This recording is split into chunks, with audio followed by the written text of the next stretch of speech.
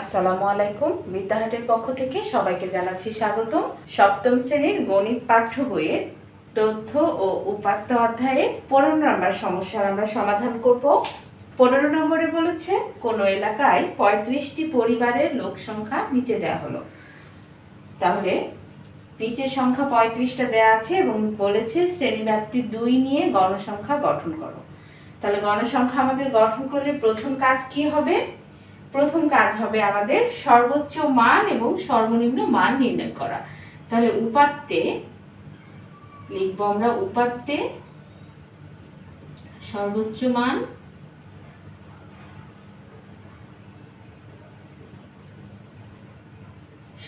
মান হচ্ছে এখানে 10 আর সর্বনিম্ন মান হচ্ছে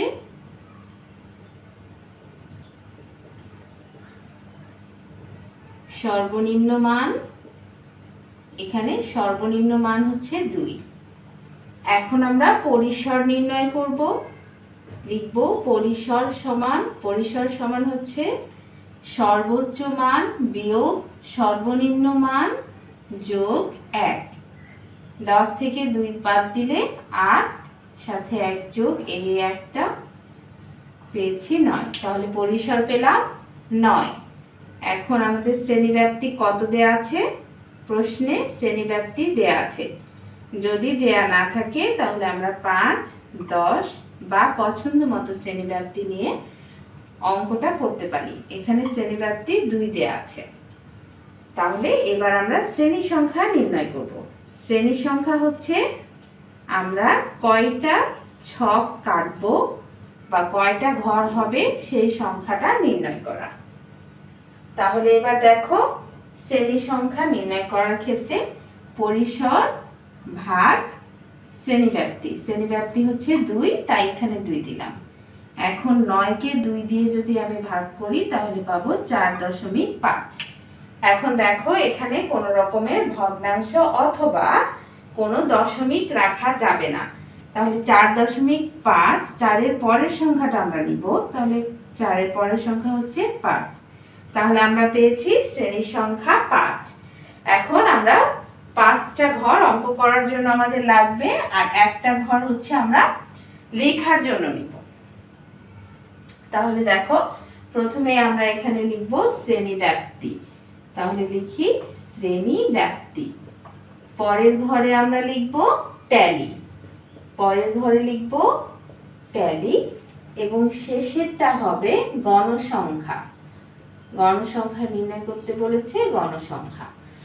এখন দেখো বলে দিয়েছে যে শ্রেণীব্যাপ্তি 2 ধরে, প্রশ্নে বলে দিয়েছে, তাই শ্রেণী ব্যবধান ধরবো 2।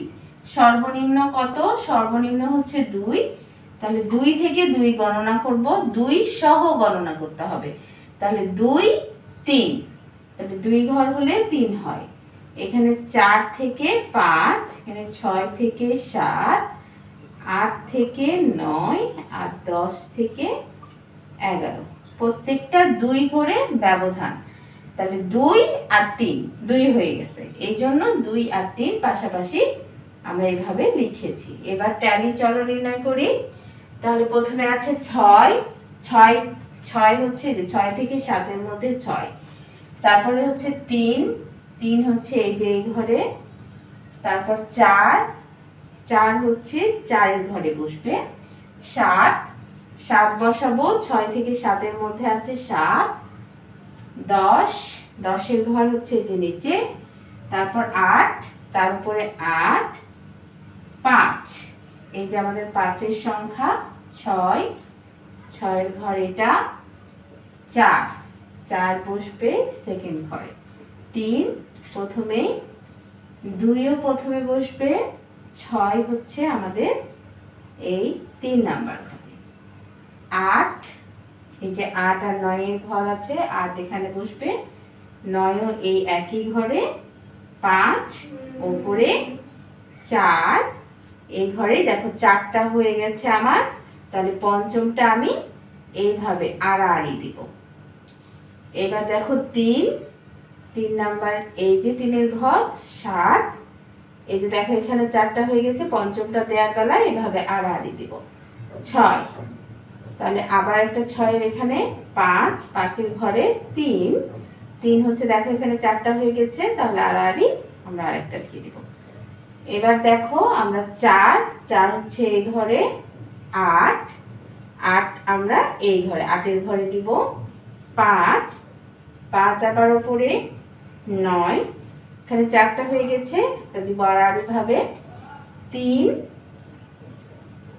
3 দিব আমরা এই উপরের ঘরে 5, 5 এখানে 7, 7 দেখো 6, 7-এর ঘরে এটা, তারপর দেখো 6, এই হচ্ছে আমাদের 6, 9, এটা 9-এর ঘরে যাবে 5, 5 এই যে 4টা হয়ে গেছে, দেখো এটা আড়াআড়ি ভাবে কেটে দিব 8, 8 হবে এইখানে 4, 4 হবে এই যে 4-এর ঘরে 6, এই 6-এর ঘরে একটা হবে, আর শেষে হচ্ছে 10 আছে আমাদের, এই যে 10-এর ঘরে আমাদের 2টা হলো। তাহলে আমরা এখন গণনা করি। দেখো এখানে 5টা আর একটা 6টা হয়েছে, 5 আর 5-এ 10 আর 1-এ 11টা হয়েছে, এখানে 5টা আর 4টা তাহলে 9টা, এখানে 5টা আর 2টা 7টা, আর এখানে হয়েছে 2টা। তাহলে এটাকে আমরা যোগ করি, তাহলে 6 আর 1-এ 7, 7 আর 9 হচ্ছে 16, 16 আর 7-এ 23, 23 আর 2-এ হচ্ছে 25, তাহলে 25-এ 5, হাতে 2, এই যে 1 আর 2-এ হচ্ছে 3, তাহলে আমরা মোট কত পেলাম? আমরা মোট পেলাম 35। তাহলে দেখো আমাদের বলেছিল যে 35টি পরিবারের লোক সংখ্যা নিচে দেওয়া আছে, দেখো এখানে 35টা দেওয়া আছে, আর আমাদের এখানে গণসংখ্যা বের হয়েছে 35।